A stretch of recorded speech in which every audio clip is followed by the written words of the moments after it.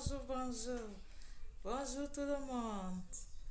Les amis, la famille, les amours. Bonjour, bonjour. Alors aujourd'hui, je vais faire une petite exhortation concernant la compassion divine. Oui, la compassion. Oui, car Dieu a eu compassion du monde. Et Dieu veut que nous soyons dans la compassion. Alors, qu'est-ce que c'est que la compassion? La compassion, c'est la nature divine. C'est tout simplement l'amour. Oui, la compassion en soi nous pousse à l'action. Elle est surnaturelle. Et c'est ressentir ce que l'autre ressent sans que l'on ait à vous parler. C'est-à-dire que quelqu'un a son chagrin, mais dès que tu vois la personne à distance, toi-même tu sens déjà que ça ne va pas. Et tu vas te précipiter à lui porter secours. C'est ça la compassion de Dieu. Sans que la personne ne t'ait parlé, sans que la personne ne t'ait invité. Mais tout simplement parce qu'il y a la nature divine de Dieu qui est en toi. Dieu nous appelle vraiment à être des personnes qui compatissent à la douleur. Parce que vraiment, l'Éternel a celui-là qui a fait le plus grand acte de compassion, qui était de mourir sur la croix pour le rachat de nos péchés. Nous étions tous pécheurs et condamnés à la mort, condamnés.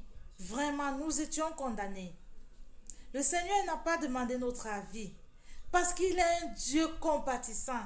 Il est juste venu. Il a accepté payer le prix, souffrir sur la croix, souffrir à travers les mains des hommes. On lui a craché dessus, on lui a percé la côte, on lui a donné des coups. Oui, le Seigneur a eu des blessures et des blessures partout sur son corps. On lui a mis une couronne d'épines sur la tête. Il est mort, on l'a tué. Il est descendu aux enfers et le troisième jour, il est ressuscité. Et il est assis à la droite du Père, le Dieu Tout-Puissant. Voilà l'acte merveilleux que le Seigneur a fait. Et à partir de cet acte-là, il a multiplié plusieurs autres actes sur la terre pour nous les hommes, pour nous montrer l'exemple. Oui, nous avions un Dieu compatissant. Et il nous appelle à devenir aussi des hommes et des femmes compatissants. Car il dit dans sa parole que le plus petit acte que vous auriez fait à un tout petit, sachez que c'est à lui que vous l'aviez fait. Donc, quand nous faisons à autrui, c'est à Dieu que nous le faisons. Donc, chaque fois que nous faisons à autrui, disons, Seigneur, ça c'est pour toi, c'est pour ta gloire. Oui, effectivement, parce que toute chose, c'est pour la gloire de Dieu. Dans ce monde, toute chose est pour la gloire de Dieu. Alors, Dieu nous appelle donc vraiment à savoir écouter le cri d'autrui. Présentement, dans ce monde, tout va mal. Les gens sont tellement dans des situations difficiles. Apportons notre aide, apportons notre participation, apportons de notre temps, donnons de notre joie, donnons de notre argent, donnons de notre temps, de nos services. Donnons autant que nous pouvions. Donnons, juste donnons. L'Éternel dit, qu'est-ce que vous aviez que vous n'aviez pas reçu? Sachez que tout ce que vous-même vous aviez, vous l'aviez reçu. Et à celui qui reçoit, qu'il donne. Donnons. Nous avions toujours quelque chose à donner à quelqu'un qui est dans une situation difficile. C'est peut-être une parole de réconfort. C'est peut-être un joli chant. C'est peut-être un service. C'est peut-être de l'argent. C'est peut-être une oreille attentive. C'est peut-être des vêtements. Peut-être de la nourriture. C'est peut-être du temps disponible. Nous avions toujours quelque chose à donner. Et quel que soit ce que nous donnons, ce n'est pas la quantité qui compte. Mais juste donnons de tout notre cœur. Donnons avec joie. Donnons avec joie. Il y a plein de pauvres qui nous entourent. Il y a plein d'enfants dans les rues qui ont juste besoin d'une écoute, d'une oreille, d'une maman qui va les prendre dans leurs bras. Il y a tellement d'enfants qui sont en péril parce qu'il n'y a personne pour les accueillir dans les maisons, dans des lieux tels que des orphelinats. Il y a plein d'enfants qui sont en grande détresse. Recueillons ces enfants-là dans nos maisons. Oui, accueillir un orphelin dans sa maison, c'est accueillir Dieu lui-même. Aidons les autres, ouvrons nos cœurs à aider.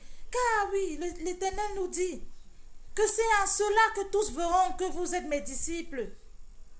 Oui, enfants de Dieu, nous sommes disciples de Dieu quand nous démontrons l'amour de Dieu envers les autres. Car le Seigneur nous a donné 2 grands commandements. Aime ton Dieu de tout ton cœur, de toute ta pensée, de toute ton âme et de toute ta volonté. Et aime ton prochain comme toi-même. Alors aimons Dieu de tout notre cœur. C'est lui qui nous a créés. C'est grâce à lui que nous existons. Aimons-le, il est le seul qui renouvelle le souffle de notre vie tous les jours. Aimons nous-mêmes. Apprenons à nous aimer. Aimons-nous. Ensuite, aimons les autres. Aimons les autres. Aimons tout cela qui vient de la part de l'Éternel. Alors, maintenant, nous allons parler de la dîme. Concernant la dîme, il y a un seul peuple, c'est le peuple israélite, à qui le Seigneur avait donné cette prescription-là, de payer 10% de la dîme pour chacun de leurs revenus. Alors, le peuple, la tribu qui était sollicitée à recevoir cette dîme-là, c'était la tribu des Lévites.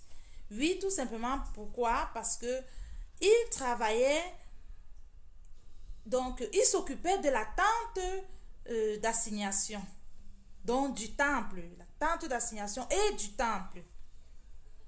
Alors, le Seigneur a donc recommandé, tous les autres devaient leur apporter 10% de leurs revenus. Parce que la tribu des Lévites, eux, ils ne devaient pas faire autre travail que le travail de Dieu dans la tente d'assignation et aussi dans le temple. Voilà pourquoi le Seigneur a proposé cela. Mais aujourd'hui, il ne s'agit plus de ça. Il n'y a plus de temple. Et qu'est-ce que le Seigneur nous dit? Le Seigneur nous dit que son temple, là où il veut vivre aujourd'hui, il veut vivre dans les hommes. Le Seigneur veut vivre en toi, mon frère, ma soeur. Le Seigneur veut vivre en toi. Il veut faire sa demeure en toi, dans ton cœur. Plus précisément, dans ton cœur. Quand tu l'acceptes comme Seigneur et Sauveur, quand tu dis, Jésus, viens par ton Esprit Saint et entre en moi et entre dans mon cœur, le Seigneur vient et il s'installe. Il s'installe dans ton cœur et il fait le travail du changement. Il change ta vie en bien. Il remplit ton cœur d'amour. L'amour de soi, l'amour de Dieu et l'amour du prochain. Donc, aujourd'hui, il n'est plus question que nous payions une quelconque dîme chez des pasteurs. Le Seigneur ne voudrait pas que nous soyons en train de nourrir des pasteurs. Parce que j'aimerais dire ici que toute personne qui a été loin de Dieu, alors le Seigneur prend soin de lui. Toutes les personnes appelées par l'Éternel, l'Éternel prend soin de lui. L'Éternel prend soin de tous ses biens, de toutes ses préoccupations, de tout ce dont il aura comme programme, de tout. Il prend soin de lui entièrement. Donc il n'est donc plus question que nous payions une quelconque dîme quelque part. À un pasteur ou à une église, non. La dîme qui est agréable à Dieu, c'est de donner aux orphelins, c'est de donner aux veuves, c'est de donner à tous les nécessiteux, à tous ceux-là qui sont vraiment dans le manque. Oui, parce que Jésus n'a jamais voulu vendre son évangile. Il n'a jamais voulu que l'on vende son évangile. Il a dit dans sa parole, vous aviez reçu gratuitement. Donnez gratuitement. Nous devions donner gratuitement. À qui? Aux veuves, aux orphelins, aux nécessiteux. Pas à des pasteurs escrocs, pas à tous ceux-là qui passent leur temps à prêcher l'évangile de prospérité. L'évangile de prospérité, c'est une fausse évangile. Tous ceux-là qui passent leur temps à écouter des pasteurs qui ne parlent que argent, sachez que vous êtes dans une secte, vous n'êtes pas au bon endroit. L'Esprit de Dieu n'y est pas. L'Esprit de Dieu n'est pas dans les évangiles de prospérité. Jésus-Christ n'a jamais vendu son évangile, c'est gratuit. L'évangile est gratuit. Et tous ceux-là qui sont loin de la part de Dieu sont nourris, logés, blanchis par l'Éternel lui-même. Oui, l'or et l'argent lui appartiennent. Il est capable de nourrir des hommes.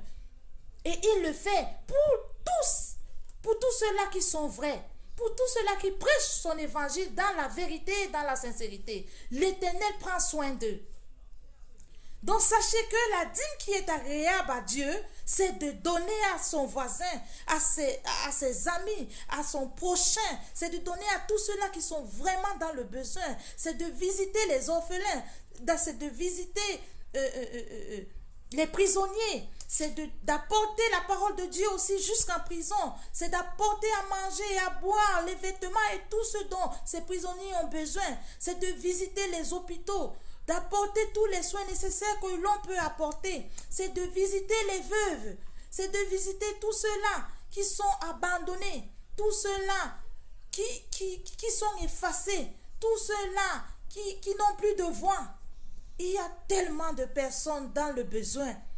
Que ça soit dans nos familles, dans nos quartiers, dans nos villes, dans nos pays. Et même dans nos continents, même au-delà de nos continents, l'Éternel nous appelle à partager son amour. Et chaque fois que nous donnons à quelqu'un, sachant que c'est à Dieu que nous avions donné. Oui, vraiment, c'est à Dieu. Chaque fois que tu donnes, dis Seigneur, ça c'est pour ta gloire. Et tu verras, le Seigneur te le rendra au centuple. Parce que le Seigneur, oui, quand il reçoit un cadeau, alors il récompense, il donne. Comme un roi, le roi des rois doit donner. Il donne au-delà de tes attentes. Alors mon frère, ma soeur, toi qui as aussi des problèmes, sache que la solution pour tes problèmes, c'est l'action que tu feras pour autrui. Oui, toi qui as besoin d'un enfant, sache que en prenant un enfant malheureux en route, un enfant qui marche dans les poubelles, un enfant qui n'a pas de toit, en le recueillant dans ta maison, oui, le Seigneur pensera à ton problème d'enfantement. Toi qui as des problèmes d'argent, tu as peut-être pas d'argent pour payer ton loyer. Oui, mais peut-être tu as juste un tout petit peu. Va voir celui-là qui a un petit problème et aide-le à résoudre son petit problème avec ton tout petit argent que tu as. Et le Seigneur fera de grandes choses dans ta vie et lui il payera ton loyer. Et toi qui as autre problème que ce soit, sachez que la solution à vos problèmes, c'est l'action que vous ferez pour les autres. Oui, mon frère, ma soeur. Toi qui es malade, apprends déjà à prier pour les autres et tu verras, le Seigneur te guérira. L'Éternel est merveilleux et la parole de Dieu est rafraîchissante. Elle est bonne parce que c'est la nourriture de notre âme. Et elle nous montre comment est-ce que nous devions marcher. Marchons dans la vérité de l'Éternel. Marchons dans son amour. L'amour, c'est le plus grand acte que tous ceux-là qui se disent chrétiens doivent pratiquer chaque jour de leur vie. Ne vous limitez pas, même si vous avez déjà eu à faire des actions et que l'on ne vous a pas toujours fait du bien. Faites ce travail-là, continuez à le faire parce que vous le faites pour Dieu, vous ne le faites pas pour les hommes. Occupez-vous de faire tel que le Seigneur veut que vous fassiez et le Seigneur s'occupera de vos problèmes. Oui, l'Éternel est fidèle, il est fidèle. Dieu est bon, il est éternellement bon. Alors, vraiment, je vous embrasse, je vous salue tous. Que le Seigneur nous bénisse tous et qu'il nous garde dans sa main forte. Bisous, bisous.